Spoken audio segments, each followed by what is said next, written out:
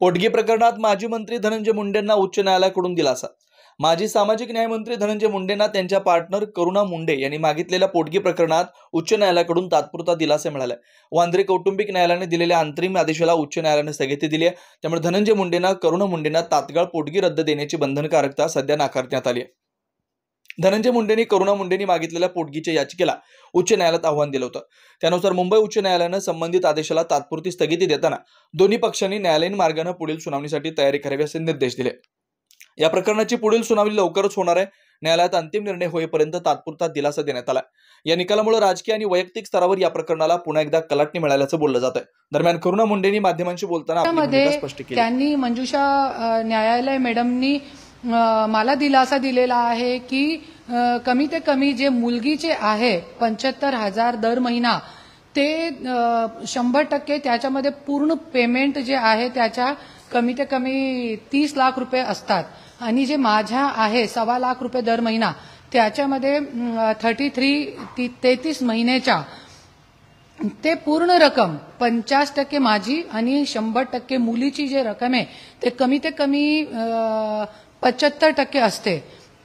ते पूर्ण रक्कम 4 आठवड्यामध्ये देण्याचा आदेश माननीय न्यायाधीश मॅडमनी दिलेला आहे। साधारणपणे 50%चा जर विचार केला तर ही रक्कम किती होते? टोटल किती देणं तुम्हाला सांगितलं होतं आणि आता ही रक्कम किती होणार? कमी ते कमी हे रक्कम जी आहे 50 लाखाचे पर्यंत होईल, क्योंकि मुलीचे जे आहे 100% देण्याच्यासाठी सांगितलेलं आहे आणि जे माझी जे रक्कम आहे ते कमी ते कमी 35 ते 40 लाख रुपये असते।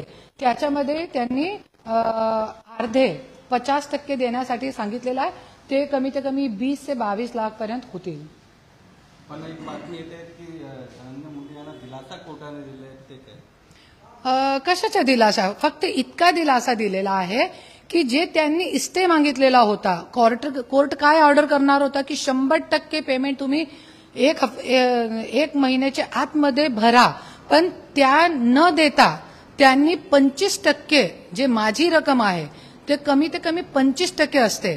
मुलीचे 100% पेमेंट द्यायला सांगितलेलं आहे आणि जे माझी रक्कम आहे आज गेले 33 महिन्याची, जे 33 महिन्यापासून आमच्या केस कोर्टामध्ये चालू आहे ते 33 महिन्याची पूर्ण रक्कम जे माझी आहे त्याच्यामध्ये फक्त 50% देण्यासाठी सांगितलेलं आहे आणि जे और 50% आहे त्याच्यासाठी मॅडमनी 2 महिन्याचा टाइम दिलेला आहे आम्हाला से दाखल करण्यासाठी। 2 महिने नंतर युक्तिवाद होईल याच्यावरती आणि जे और 50% आहे त्यानंतर आम्हाला भेटतील।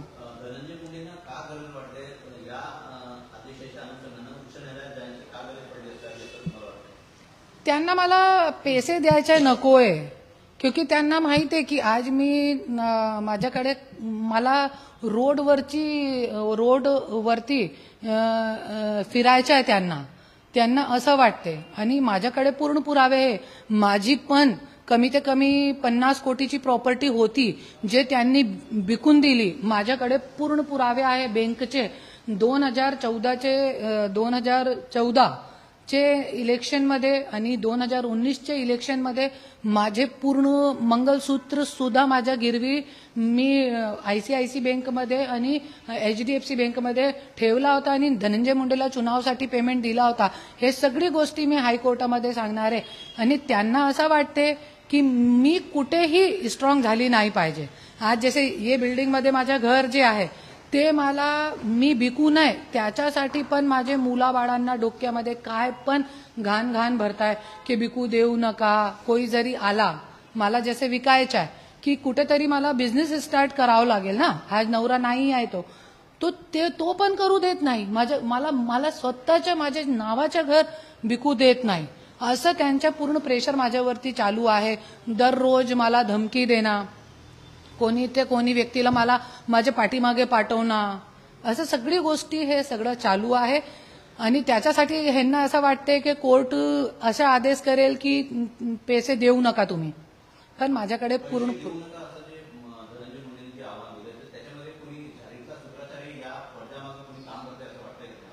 नाही जे आहे असा तो आहे। धनंजय मुंडे असं नाही आहे, क्योंकि मी 27 वर्षापासून ओळखते त्यांना असं पैसेसाठी काहीही नाहीये. तो माझा नवरा आहे, अजून माझा नवरा आमचा डिवोर्स झालेला नाहीच आहे.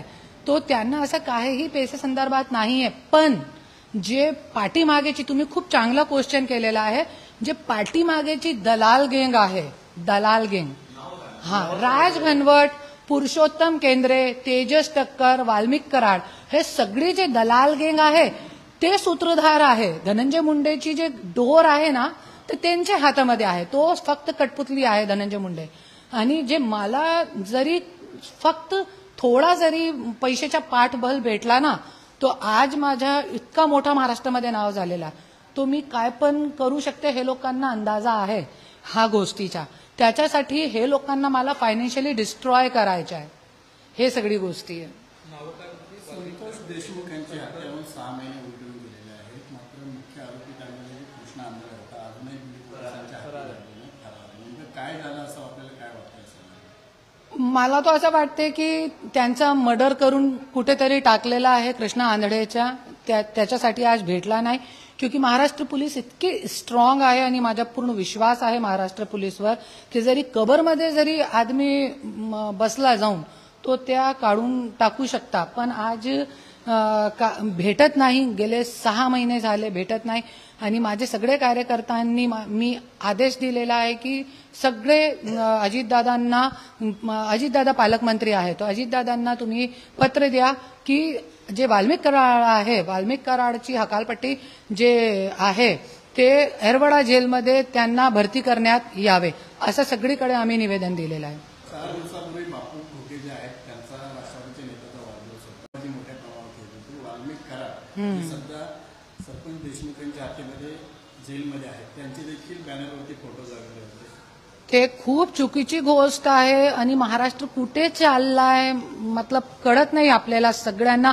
आणि खूप लाजास्पद गोष्ट आहे की इतका घाणेरडा माणूस, इतका विकृत बुद्धीचा माणूस, जे मर्डर करणारा आहे, तोंडावर लघवी करणारे असे लोक, खंडणीखोर, असे गुंड गँग, असे लोकांच्या फोटो टाकून जरी हे लोक प्रचार प्रसार करत आहे, तो ज्या ज्या लोकांच्या त्या बॅनरवरती फोटो होता त्या सगळे लोकांचा मी निषेध करते. आणि जनताला मी आवाहन करते, येणारी निवडणूकमध्ये तुम्ही स्वतःच्या डोक्यातून तुम्ही विचार करा, तुम्हाला कोणाला निवडायचं आहे, कोणाला नाही निवडायचं आहे.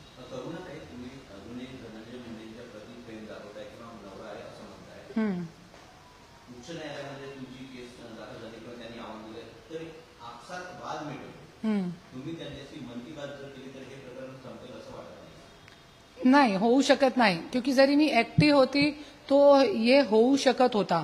पण आज दररोज नवीन नवीन मुलगी सोबत लफडे, दारू, हे ते. धनंजय मुंडेच्या ब्लड टेस्टिंग करा एकदा, ब्लड कम दारू जास्त निघणार आहे. तो हे सगळी गोष्ट मी आता सहन करू शकत नाही. गेली 27 वर्ष खूप सहन केलं मी, पण आता करणार नाही. धनंजय मुंडे जरी सोन्याचा जरी झाला तो मी त्यांच्यासोबत राहू शकत नाही.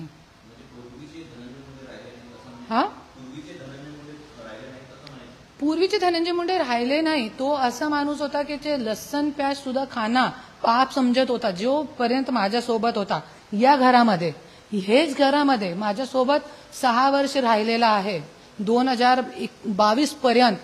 पण माझ्यासोबत लसण प्याज सुद्धा खात नाही होता. माझ्याकडे पुरावा आहे व्हॉट्सअपचा. मंत्रालयामध्ये मी डिबा पाठवत होती आणि ते खाऊन मला व्हॉट्सअपवरती फोटो टाकत होते की माझी जान मी खाना खाल्लेला आहे, तुझ्या हाताचाही मी जेवण केलेलं आहे बिना लसण प्याचा, असं होते. पण आज हे दलाल जे लोक आहे त्यांची स्वतःची कोणतीही मुलामुली बायको नाहीच आहे. तो त्यांना असं वाटलं अरे जरी आमच्याकडे मुलामुली बायको नाहीये तो हे ह्यांच्याकडे कसं इतकी चांगली बायको होऊ शकते. त्याच्यासाठी ते लोकांनी आमच्यामध्ये फूट टाकली आणि केला.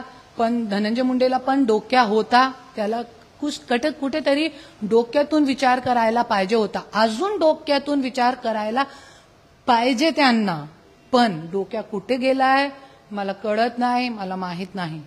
आणि मी तो स्वतः लढत राहणार जोपर्यंत मला न्याय भेटणार नाही. मला देवावरती विश्वास आहे, मी खरी आहे, मला न्याय भेटणार. संतोष आंधळे, कृष्णा आंधळे. हा 100% होऊ शकते की जसं की त्याच्याकडे खूप मोठे पुरावे असतील, त्याच्यासाठी त्यांना ऐसे गुमशुदा करण्याचा प्रयत्न करत आहे हे लोक.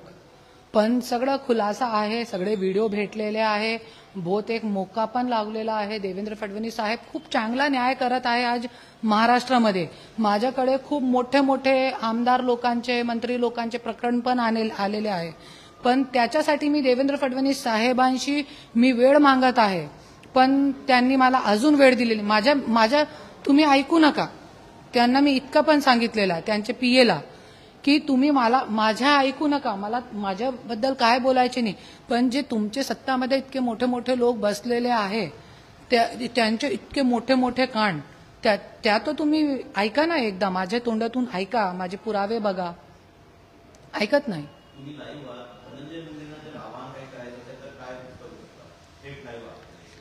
थेट मी धनंजय मुंडेला एकच आवाहन करते, दलाल लोकांच्या ऐकू नका, अजून दलाल लोकांच्या ऐकू नका. तुम्ही पूर्ण संपून गेलेले आहे. जरी तुमच्याकडे आता जरी थोडीफार लाज वाटली आहे, एक महिलाला तुम्ही किती परेशान करणार. आणि मी फक्त बायको नाहीये, मी प्रेमिका म्हणून विचार केलेला आहे आजपर्यंत. काल मला कोणी विचारलं होता की तुम्हाला माहित नाही होतं का धनंजय मुंडेकडे इतकी प्रॉपर्टी होती, तो मी एकच उत्तर दिला त्या व्यक्तीला की नाही, मी बायको म्हणून नाही आणि मी रखेल म्हणून मी राहिली नाही त्यांच्यासोबत, मी एक प्रेमिका म्हणून राहिली त्यांच्यासोबत. त्याच्यासाठी मला 2022 पर्यंत जोपर्यंत आमचा वाद जे आहे कोर्टामध्ये गेला नाही, आणि कोणी घेऊन गेला कोर्टामध्ये, धनंजय मुंडे घेऊन गेला, मी नाही गेली पहिल्यांदा. आणि मी एकच बोलते की आज जोपर्यंत आमच्या कोर्टामध्ये गेला नाही, मला हे पण माहित नाही होता की धनंजय मुंडे काय आहे, मंत्रीची जे ताकद असते ते काय असते हे मला माहित पण नाही होता.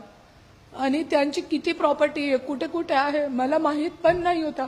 त्याच्यासाठी मी स्वतःची प्रॉपर्टी विकून त्यांना मंत्रीपदासाठी 2-2 वेळे चुनावमध्ये, इलेक्शनमध्ये दिलेले सगळे पैसे.